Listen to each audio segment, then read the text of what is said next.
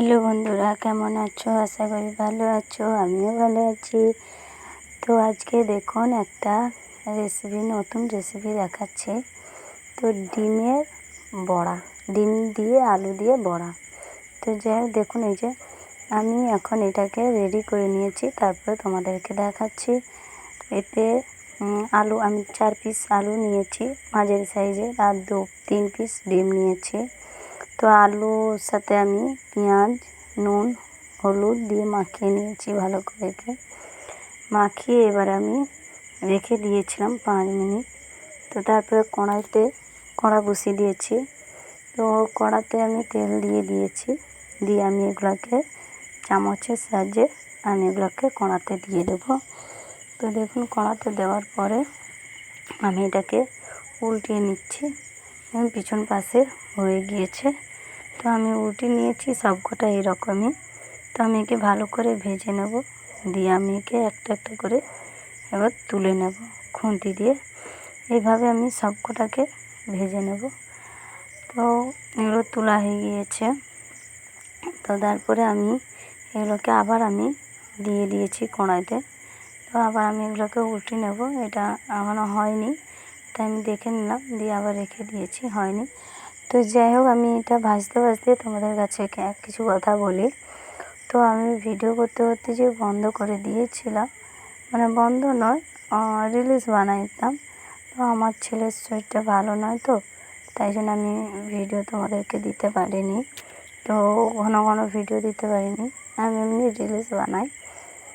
তো যাই হোক, আমার যদি কিছু ভুল হয়ে থাকে তোমরা প্লিজ ক্ষমা করে দেবে, আর ঠাকুরের কাছে প্রে করবে যাতে আমার ছেলে তাড়াতাড়ি সুস্থ হয়ে যায়। তো আমার ছেলের শরীরটা খুবই খারাপ, 15-16 দিন জ্বর হয়েছিল। তো যাই জন্য আমি ভিডিও বানাতে পারিনি।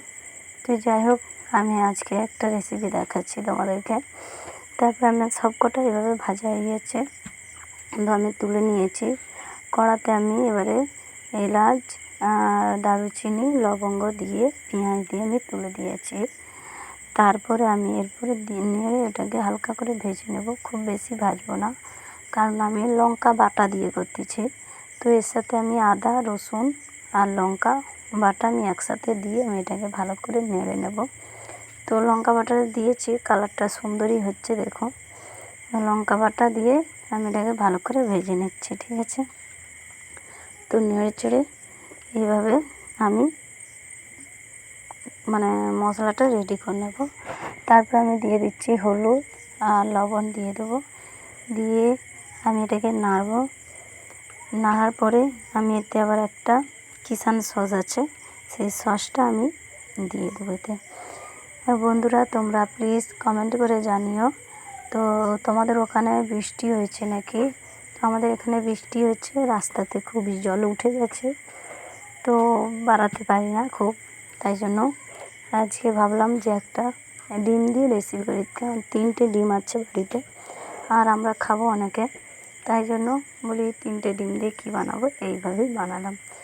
যাই হোক, আমি সসটা দিয়ে দিয়েছি, দিয়ে আমি ভালো করে অনবরত নেড়ে নিচ্ছি। হালকা মেপে জল দিয়ে দিয়েছিলাম। তো আবার মশলার জলটা আমি পুরোটাই দিয়ে দেবো, দিয়ে আমি একে পরিমাণ মতন জল দেবো, কারণ ফুটার মতো ফুটবে যাতে, দিয়ে আমি একে জল দিয়ে মেতে চাপা দিয়ে রাখবো। তারপর আমি চাপা দিয়ে রেখে দিয়েছিলাম, দিয়ে চাপাটা খুলে নিলাম, দিয়ে দেখুন এবারে ফুটছে ঝোলটা। আমি এর মধ্যে এবারে ডিমগুলো যে ভেজে রেখেছিলাম সেইগুলোকে সমস্তগুলো আমি দিয়ে দেবো, দিয়ে এটা এবারে ফুটবে। ফুটে গেলেই আমার রেসিপি রেডি হয়ে যাবে। তো দেখুন, এই যে দিয়ে দিয়েছি ভালো করে, ফুটবে। এবারে আমি এটাকে জাল দেবো। দেখুন এই যে ফুটছে, এবার আমি একে জাল দেবো। তো তোমরা বন্ধুরা প্লিজ বলো আমাকে, তো আমার ভিডিওটি যদি ভালো লেগে থাকে প্লিজ বলবে আমাকে। তো দেখুন, এই যে আমার ঝোল রেডি হয়ে গিয়েছে। তো আমি এটাকে ঢেলে নিয়েছি, তোমরাও প্লিজ এরকম বানিয়ে খাবে। টাটা।